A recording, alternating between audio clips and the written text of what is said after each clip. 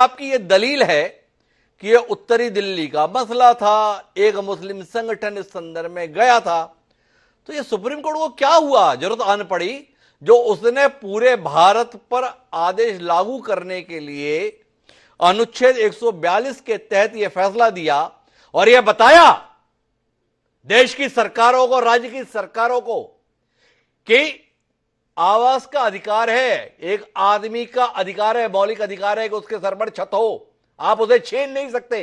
जवाहर यादव जी आज की इस अदालत के फैसले में पुरजोर तरीके से यह बताने समझाने की कोशिश देश और प्रदेश की हुकूमत को की गई है कि आप अदालत नहीं हैं, आपका तरीका ठीक नहीं है। इसके बावजूद भी जवाहर जी आप इसी दलील पर हैं, हम ही ठीक हैं, हमारा काम ही ठीक है। वाकई बोलने का अधिकार तो मेरा भी है ना, मैं अपनी बात तो मैं ही कहूंगा। माननीय सर्वोच्च न्यायालय ने नियमों को दोहराया है। माननीय सर्वोच्च न्यायालय ने जो चीजें पहले से नियम में है उनको दोहराया है। निश्चित रूप से किसी भी इलीगल कंस्ट्रक्शन को आप तोड़ते हैं तो उसके लिए नोटिस देना पड़ता है। माननीय सर्वोच्च न्यायालय ने वो दोहराया। मुझे लगता है प्रदीप शर्मा जी को इस समय हस्तक्षेप करना चाहिए, वकील हैं प्रदीप जी आप। जवाहर जी बता रहे हैं कुछ नहीं है आज के आदेश में, जो पुरानी चीजें तो उन्हें दोहरा दिया सुप्रीम कोर्ट ने। कहां आप लोग पछड़े में पड़े हुए हो, ऐसे ही है प्रदीप जी? नहीं, ऐसा तो नहीं है सर्टेनली, लेकिन सुप्रीम कोर्ट ने खाली ये दो चीजें उन्होंने ऑब्जर्व की हैं।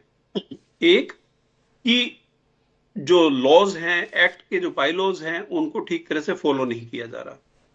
दूसरा, उन्होंने डायरेक्शन दी है कि जो लूप होल्स हैं, जैसा कि मैंने बताया कि सिस्टम में लूप होल्स हैं, उनको प्लग करने के लिए उन्होंने डायरेक्शन किसी XYZ स्टेट के लिए नहीं दी है। सुधांशु हिमांशु जी, उन्होंने पैन इंडिया के लिए सारे भारत के ऊपर ये अब लागू रहेगा।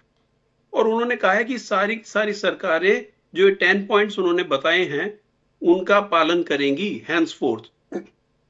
तो इन ए वे ये जो जजमेंट है इसमें, जैसे आपने कहा कि अब 5 जजेस बेंच कोई वो चेंज कर देगा, 7, इसमें हो नहीं सकता है, क्योंकि वॉयलेशन ऑफ लॉ को रोकना ही कोर्ट्स का उद्देश्य है।